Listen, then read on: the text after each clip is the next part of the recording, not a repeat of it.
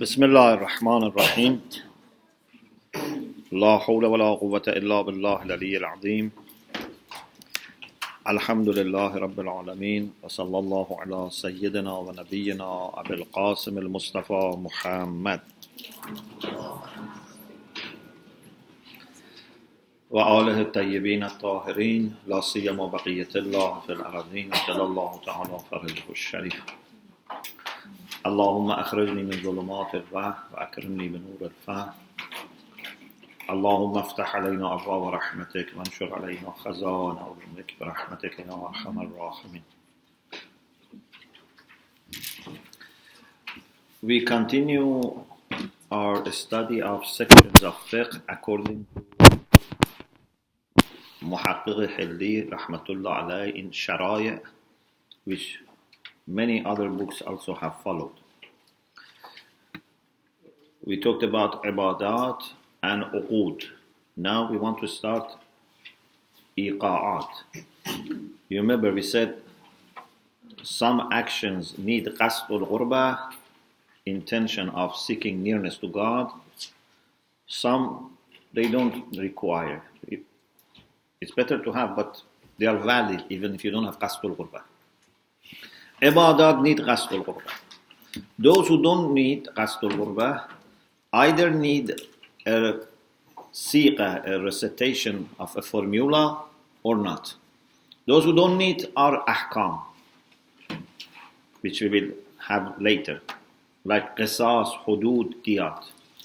Those who need a certain formula to be recited either have two sides or one side. If it is two sides, it's called aqd, it's like a contract, or if it is one side, it's called iqa'aat. So now we are discussing iqa'aat. We finished ibadat and uqud. The first is talaq, kitabut talaq, the section on divorce. You know, divorce is something that in some traditions it is totally banned.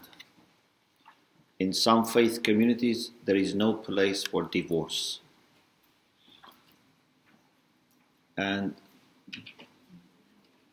there are exceptional cases that they may allow, but they don't call it divorce. They call it like cancellation. They say that it means that marriage didn't take place. Otherwise, they believe marriage is eternal. In Islam, there is divorce. But divorce is not an option. So sometimes I put it in this way. I say divorce is not an option. It's like emergency exit. It's like a fire exit. Yeah? It's not that from the beginning of marriage you think about divorce. Unfortunately, nowadays, people, when they marry, their suitcases are packed. Anytime ready to check out. Either for a few days or for good. No. If you are not sure about your marriage, don't marry. If you are sure that this person is a good person, a reliable person, a pious person, then you have to build this life together. There are sometimes good days, bad days, but don't always think about divorce. Think about fixing problems. So, this is why Ayatollah Mutahhari quotes this hadith from the Prophet. أَبْغَضُ الْحَلَالِ عِنْدَ اللَّهِ الطَّلَاقُ. The most disliked halal in the sight of Allah is divorce. It's halal means we have such a law in Islam that in circumstances that there is no solution, we have talaq. Because sometimes if there is no talaq, then people may even kill each other. There have been cases, famous cases, even in this country, that maybe someone to get married, maybe they killed each other, their wife or husband, or sometimes they split the church because of marriage. So there have been difficult cases. There has to be a kind of arrangement, a kind of legal provision that as emergency, like tayammum, we have tayammum, but tayammum is not an option. We have aklul mita. When you are dying, starving, there is nothing to eat except mita, for example, meat which is not halal. This is the only thing which is there. There is no vegetable, there is nothing, just there is a little meat to eat, not to die. It's possible. So, the best, the most sacred action is marriage. On the other hand, the most disliked halal is divorce. We have then two types of divorce. We call talaq raj'i and talaq ba'in.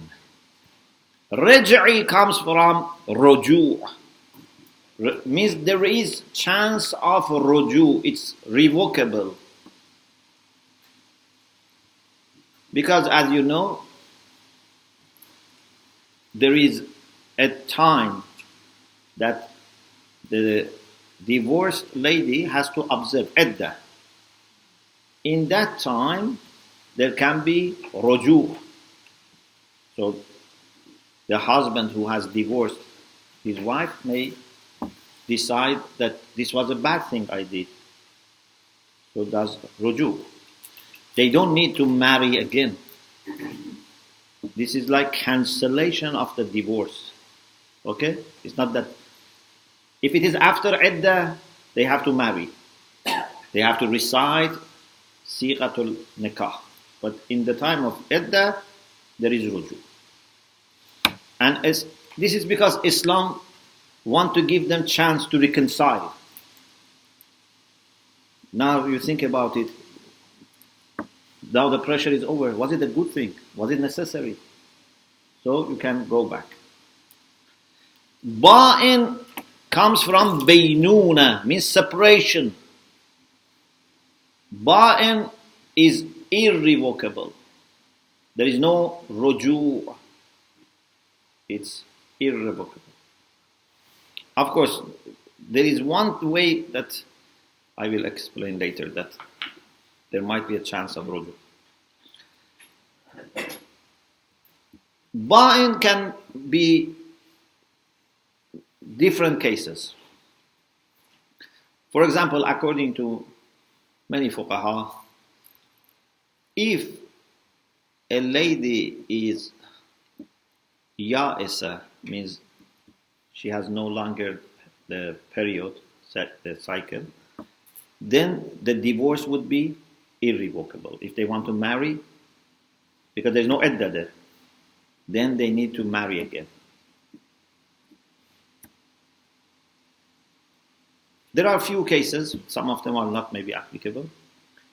Two cases which are very much discussed is when it's the khul' talaq or mubarat. These are also ba'in. Khul' is what you must have heard a lot. Unfortunately nowadays, many people quickly they say we want khul'. They don't know what is khul', but some people say we want khul'. Why? Because we don't want any chance of ruju'. And they want the certificate quickly. Because if it is revocable, then it would not be final till iddah is over. So some people say, no, we want khul', quickly to finish. So, khul' is coming from khala'a. Khala'a means to take out, to remove. For example, it is many times used for when you take off your, for example, if the soul is taken from body, khal or ruh, or naz or ruh, or if someone changes his dress. You put on your dress, then you take it off. This is also called khul. Because Ayatollah Mutahhari says, in Islam, husband and wife are hunna libasun lakum wa antum libasun lahunna. They are like clothes for each other. It means that husband should protect and cover his wife, and wife should protect and cover her husband. Yeah? So khul means a request of finishing this estate. This is the technical and literal meaning of khul. But what does it mean? There are cases that the wife has come to this conclusion that if I stay in this marriage, I may not be able to do my obligations. I so much dislike this marriage and this relation that then I may do haram. I may not observe the rights of my husband or whatever. And this is, they say, karahat. There is such a strong negative feeling that she thinks she cannot be anymore in this relation. And says to the husband, and husband agrees, but there is badl. She says, I don't want my mahr, or I don't want part of my mahr, or I give something, and this giving of something makes them this irrevocable. Either mahr or part of mahr or something else. It can be more than mahr, it can be less than mahr, it can be equal. If they come to this agreement, then this divorce is irrevocable, it's ba'in. But if the wife changes her mind and says, I don't give what I said I would give, then the husband can do ruju. So then it will be cancelled. So there is a little chance of ruju here. If the wife changes her mind and says, I don't give what I said I would give, or I don't forgive what I deserve. She doesn't need to give, she can also forgive. For example, says, you have to give me this much, I forgive. So this is called talaqul khula. Of course, this needs agreement. Therefore, some people say, although the siqa is iqa'aat, but it's a kind of contract. There is no ijab and qabul. It's not like nikah, that there is ijab and qabul. Something man says, something woman says.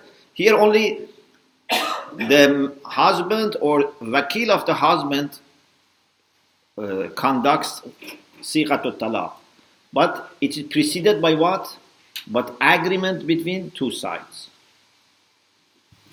So a woman cannot go to someone and say, I am not happy with my husband, I give my mahriya or I give this money, you do khul for me. No, he has to talk to both of them.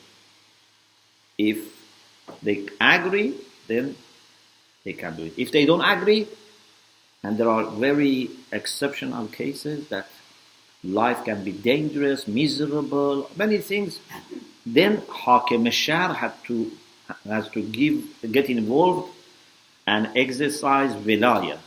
That is very exceptional cases. Sometimes, for example, husband is very bad and also does not agree with divorce at all, and has his own life, whatever, and just wants to make this woman miserable. Then Hakim Shar may get involved. But not ordinary person says, okay, I do for you talaq khul, because khul needs agreement. It's In this sense, it doesn't differ from raj'i. Raj'i also needs agreement. Because even in khul, who is doing sighatul talaq? The man. Or his wakil. They have agreed, and then the man or his wakil conducts the sigha for talaq. Yes.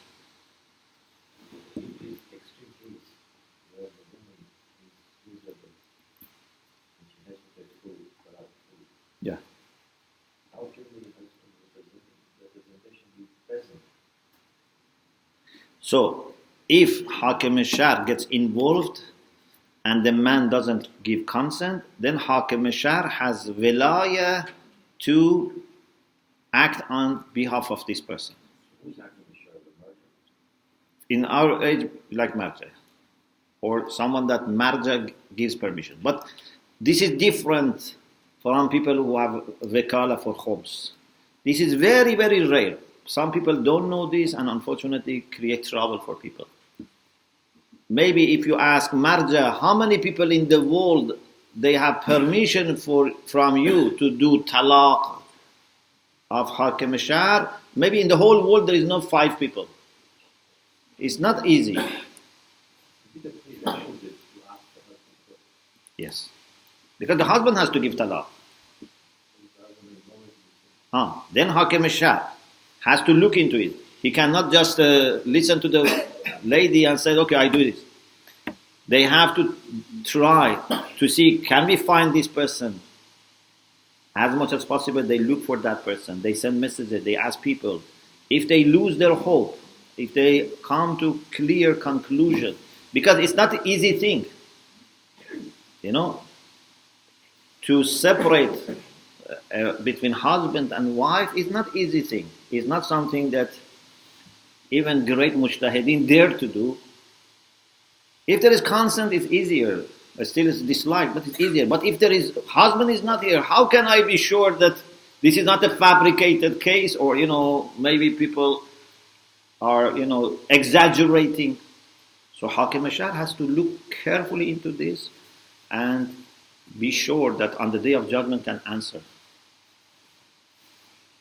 I have had many cases that people came to me and, they were complaining about some people that, we were never approached, we were never, for example, or, things like this. They didn't give me chance to express myself. And maybe those people were not even authorized. Pardon? If that person is not authorized, yes. So, khul is one type of talaq ba'in, which is irrevocable. The other one is mubarat. Mubarat is very similar to khul in the sense that the lady gives something, but the thing is that it should not be more than mahr, more than dowry. Plus, in mubarat, both parties don't like each other. In mubarat, both parties don't like each other, but in order to finish it completely and be no chance for ruju, the woman gives something up to her mahr, not more than. Khul can be more or less equal. Khul is from one side, this is from 2 sides. The next section is Kitab al-Zihar. Zihar was a practice in the time of Jahiliyyah. In the time of Jahiliyyah, sometime when a husband was very angry with his wife, he used to say, you are like my mother, or your back is like back of my mother. Anta alayyaka dhahru ummi. You are for me like back of my mother. And zihar comes from zahr. Zahr means back. Means basically the same way that my mother is mahram to me, you are also like my mother. I can have no relation with you. This was a way to totally disconnect from their wife without even divorce. And normally it was done out of anger. When they were angry and they wanted to say something that later they cannot change it. Because for them it was very bad. If they say this and later, so they wanted to put themselves in a position that because of their honor, they can never come back out of it. It's a very bad thing. There was no chance of return for them. Islamically, this is wrong. And if someone does this, must give kafara. And kafara is to free one slave, if there is a slave. If not, fast 2 successive months. And if not possible, feed 60 people. And before giving kafara, cannot have relation with his wife. So this is haram. He has to give kafara, and before giving kafara, cannot have marital relation. This is kitabul zihar.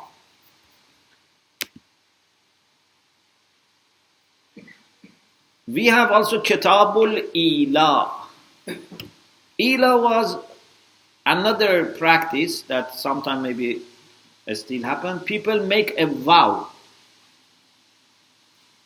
that either permanently or for some month, more than 4 months, I am not going to have any marital relation with you. So the man was sometimes showing anger and wrath by saying for a period of 4 months up to permanent, I'm not going to come close to you. Here, if the woman complains to Hakim Shar would ask him to break his vow or to divorce. You cannot say she remains your wife and you would not have any marital relation with her if she wants, because she is not going to marry another person. She may need.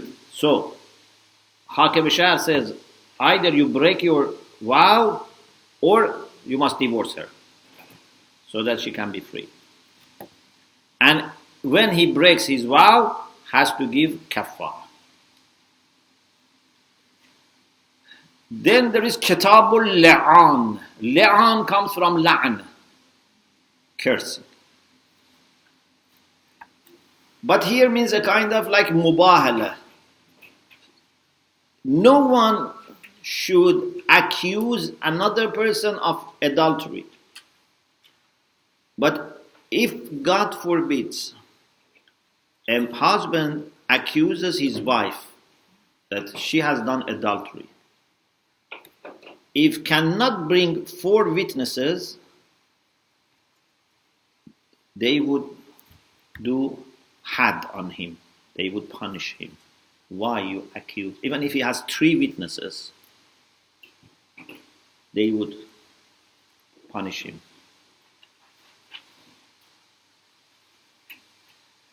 One way was also to do li'an. Li'an means that in the presence of Hakim Shah, in the presence of a person who is Islamically legitimate and has qualities, he 4 times says, I ask Allah to be a witness that I am truthful in accusing my wife. And the 5th time says, may Allah's la'an and curse be on me if I am a liar. So 4 times he says, I ask Allah to be a witness that I am truthful, and the 5th time says, curse on me if I'm a liar. And then the lady can, if the lady doesn't say anything, of course means she is accepting or withdrawing. But she can say 4 times, I ask Allah to be a witness that I am truthful, and the fifth time she says, Allah's anger be on me if he is truthful. If she does this, then they are separate from each other. She will not be punished, he will not be punished, but they are separate from each other. It seems that he is not also going to be punished. Kitabul Itq. Itq means to free slaves. You know, this is a big discussion, and Allama Tabatabai also has a beautiful discussion in Al-Mizan about this. Islam didn't introduce raqiyya or slavery at all. It existed from before. It is something that existed from many, many centuries before. You have it in the time of Prophet Yusuf, you know, they sold him as a slave. It has a long history. Islam made few things.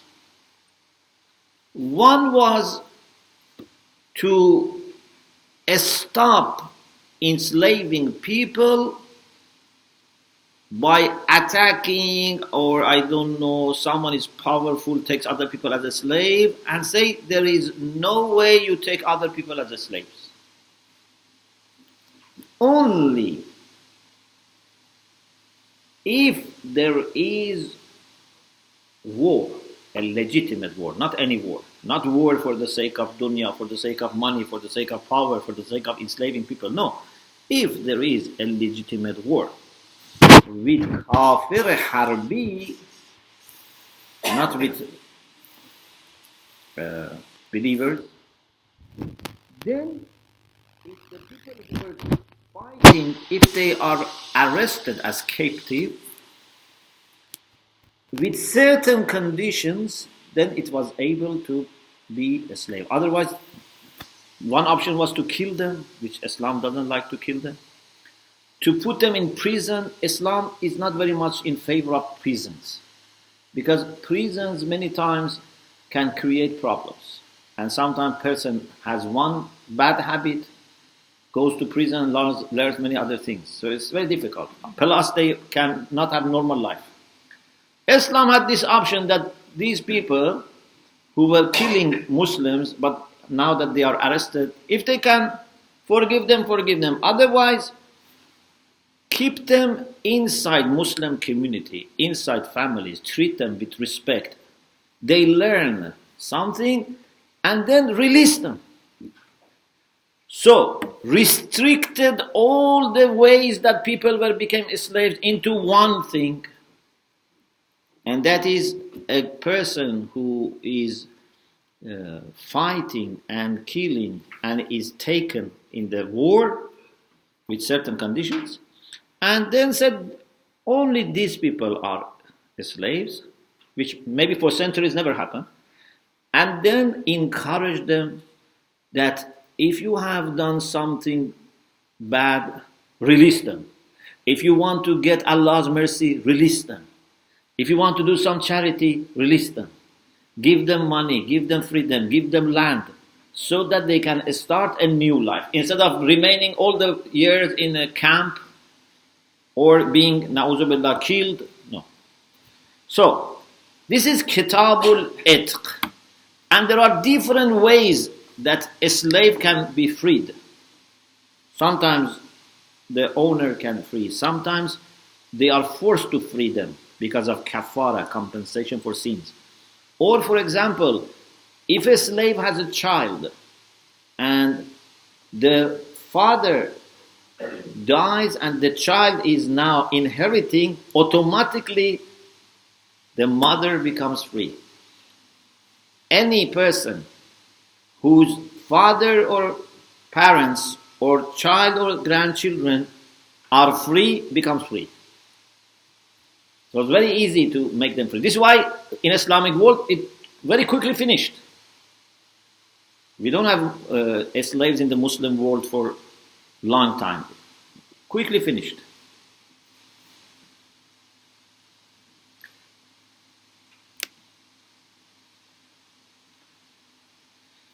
Another thing which is related to Kitab al-Itq is Kitab al-Tadbir wal-Muqatabati wal-Istila. These are again three ways of freeing slaves. Sometimes it is Tadbir.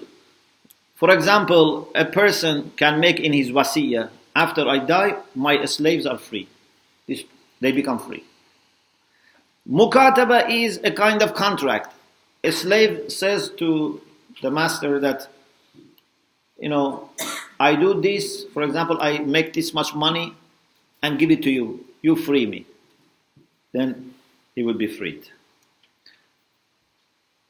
Istilat is when a maid then has a child.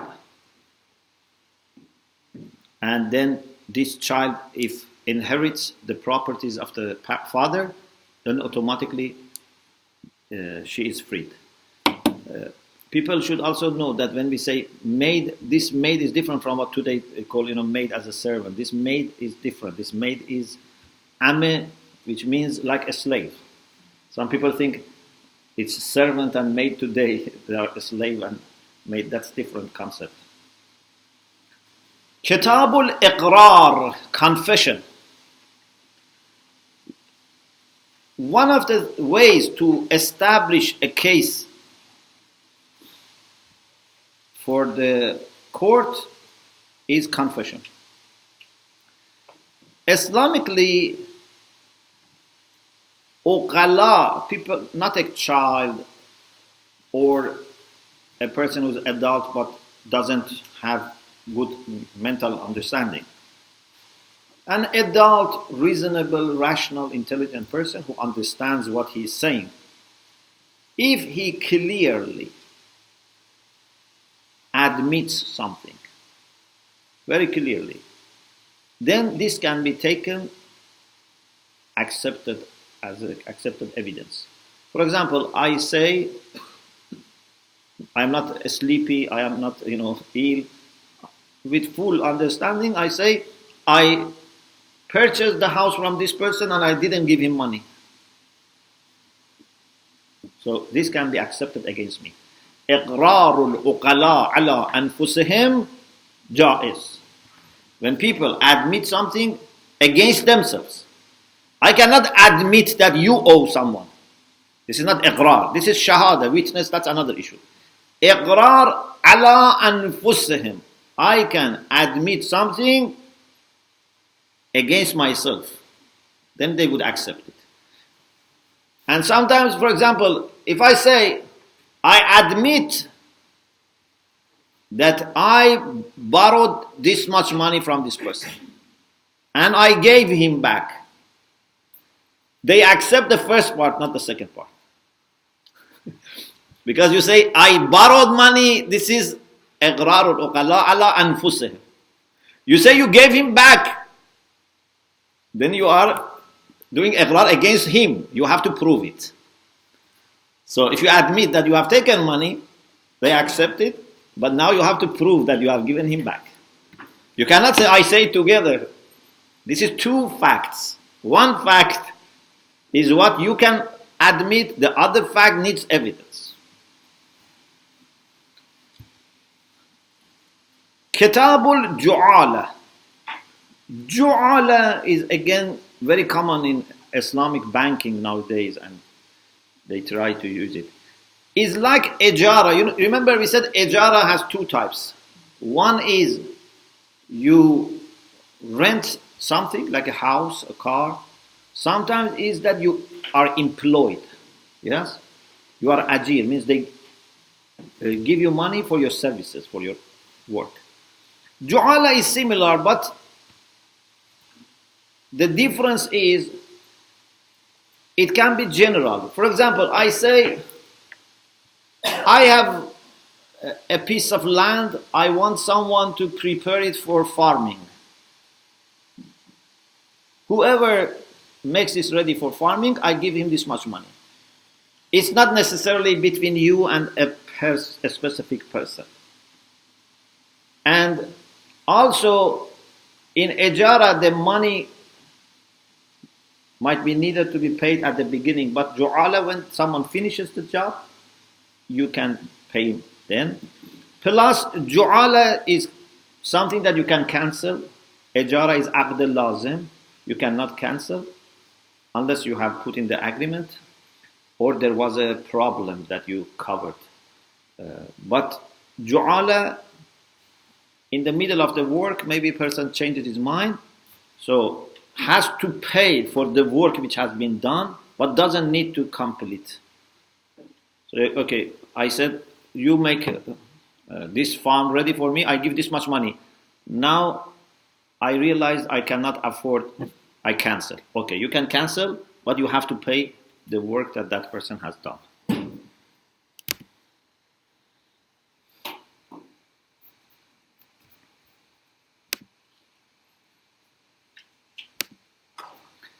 Kitabul Ayman. I have two more books to finish this lesson and then inshallah we continue next. Ayman comes from Yamin. Sometimes Yamin means right, yeah? Right hand, for example. Ayman can mean right hands. Nuruhum yas'a bayna aydihim wa bi aymanihim.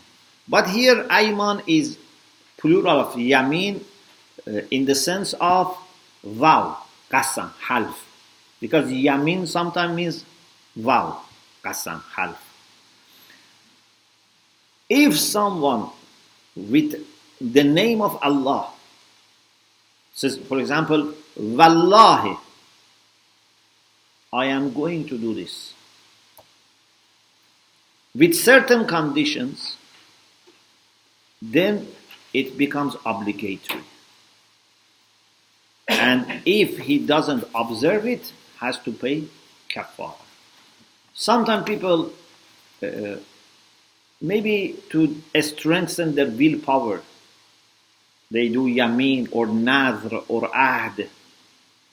Sometimes in order to, I don't know, show dissatisfaction, maybe they do against some people.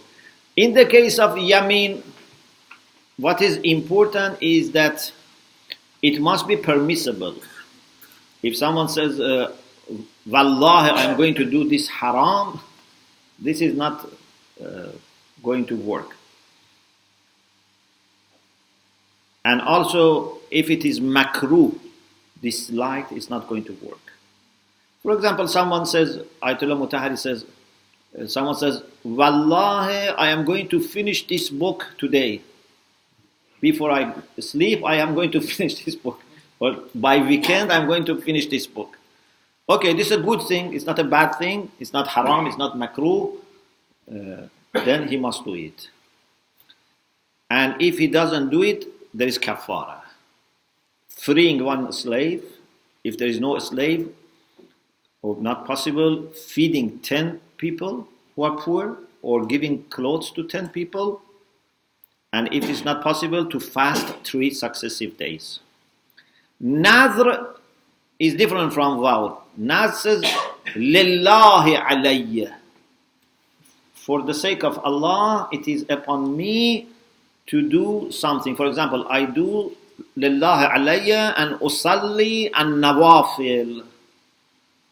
I will do nawafil to make it wajib on yourself. Of course, you have to be very careful. It's sometimes good, but if people sometimes get very excited and do a nazr that they cannot do it, and then you have to, if you break it, it's haram, plus you have to be kafara, but it's haram also that you break it. You have to keep it. So you have to be very careful. Nazr has to be something which is preferable. In yamin should not be haram or makruh, but could be mubah. But nadr should be always preferable, either mustahab or wajib, something which is preferable. If someone doesn't keep nadr, feeding 60 people, it's like a fasting. Or fasting 2 months, or freeing a slave. Kafaratul yamin and kafaratul breaking fasting of months of Ramadan are the same. There is something also like ahd. In Risala you find also. Ahd is also very similar, just the formula is different. And it says that I make this a covenant with Allah, I make this promise that I will do this. If he doesn't keep it, has to give kafara. Okay, Alhamdulillah, we finished also this lesson. And inshallah, what we have to do, we have to go to ahkam, those things that don't need any recitation.